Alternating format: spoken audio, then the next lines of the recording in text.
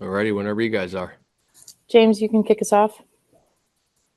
Yeah, I'll start off a couple injury things. Do you have any other updates on DeForest Buckner? I know he shared via his Instagram over the weekend that he had gone to Panama to get some things done for his neck. Yeah, I don't have anything else to add on that. I know he got that done, and then we'll see how he progresses here in the next few weeks. And do you expect him to play again this year? That's the hope. Yeah, absolutely. And then a follow up to some IR stuff. Anthony Richardson, Javarius Ward, both eligible to come off IR this week. Do you have any updates there for those two? I don't. I'll probably have an update for you guys on Wednesday. AR is still, rehabbing, getting better there, and then I should have some more information for you guys on Wednesday on Mooney. Chap? Yeah, coach, I'm just curious. I mean, the bye came when the bye came. It gives guys a chance this late in the season to sort of, recoup, I guess. Do you balance that with losing momentum? Is momentum a thing in the NFL to where you Yeah, know how the offense is going and now maybe you got to restart or not?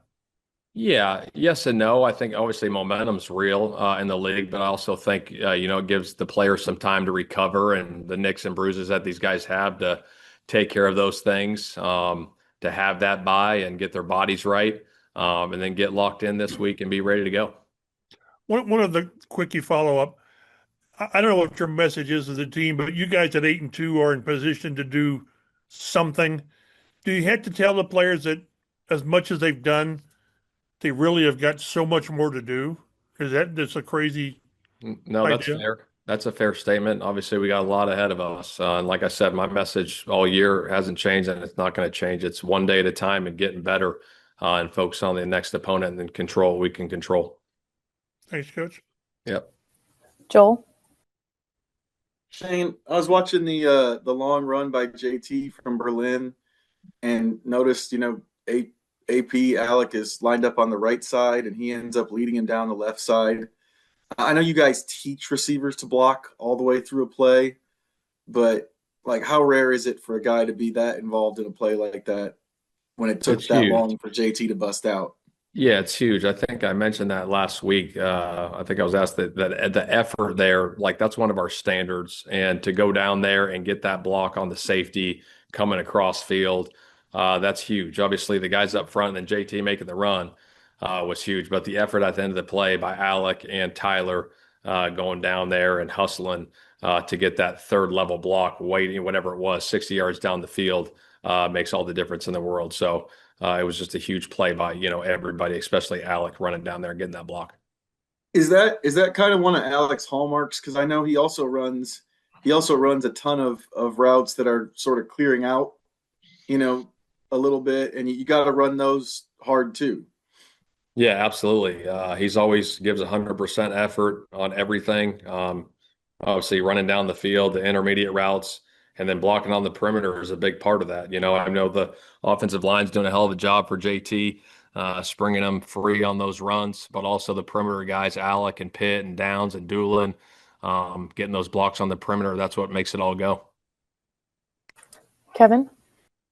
Shane, how much is self-scouting in the bye week just like shrinking tendencies, like not trying to like I don't know, overkill's the word popping in my head. It's probably not a great word, but not trying to make the tendencies as drastic as maybe they are. Yeah, you're on it. That's a good evaluation. I think obviously that's a big part of the bye week is the self scout and going through your tendencies and what you can do better and things you need to switch up, is a big part of our process last week. So obviously we looked at some things and get some things cleaned up, moving in to the second half of the season. And then whenever Anthony is done rehabbing and good to go, he will be your backup for the rest of the year. Yeah, if he gets cleared by the doctors. Nathan? Hey Shane, I know Lou got quite the reputation a couple years ago in the way in which he was consistently able to, I don't know if shut down is maybe the word you would use for this chief offense, but put the team, the Bengals, in position where they could win a handful of really important games, both in the regular season and the postseason. What maybe at the time did you make of the way he was able to have some success against what then and still now is a really successful offense, and Do you know, the way in which his defenses were able to attack them because it's a couple years down the road and teams have had chances to adjust, can you guys still use some of those same principles coming into this week, or do you have to do a little bit of a rethink because teams, adjust and then offenses can counter adjust and things like that?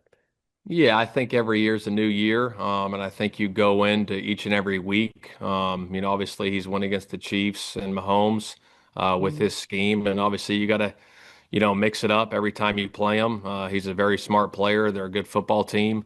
And so, yeah, he's going to have a plan just like they'll have a plan for us. And that's how we go about it without getting too specific there, Nate, for you. Sure.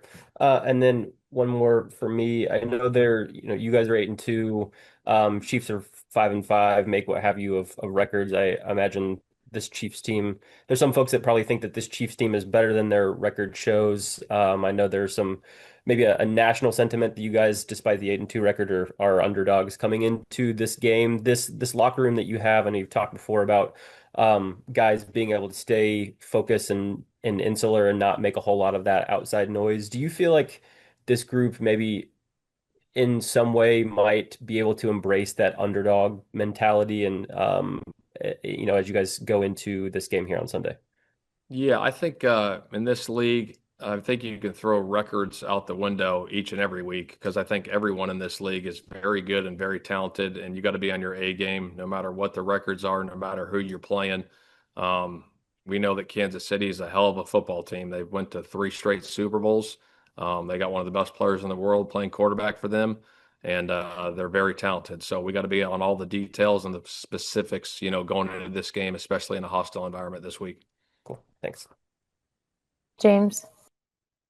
Shane, when you look at your team and the way they've operated offensively, obviously very good this year, #1 in scoring. But looking back at the last 2 games, now that you have time to kind of break it down, why do you think I guess pressure had been up a little bit and the turnovers with Daniel Jones?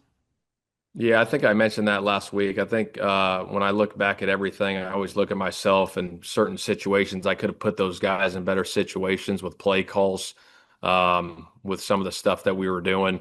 So I got to be better for those guys moving forward, so those things don't happen. I guess what are the keys to? I don't want to like nitpick too much, but like, what are the keys to getting to the level you were at, or trying to correct some of those things going forward, despite having all the success you've already had?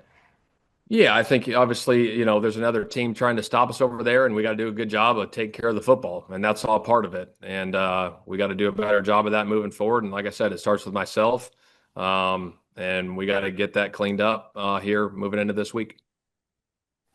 And then just last question, back to Nathan. Hey, Shane, I don't think this got asked on Monday. I know you mentioned that there weren't any injury concerns that came out of the Berlin game against Atlanta. I noticed Jalen Jones only got 3 snaps on defense. Just wanted to clarify, was that a matchup thing that you guys saw, or I know coming back in the Pittsburgh game, he saw maybe 50 some odd snaps, and just noticed that dipped and didn't know if that was or if there was anything to that beyond just a matchup consideration that you guys saw or anything else. Yeah, I think Jalen Jones is a hell of a player. I think part of it too is signing Sauce Gardner was a big part of it too. So, he'll be in the mix and he'll be in the fold for us, as we move forward though. Thanks.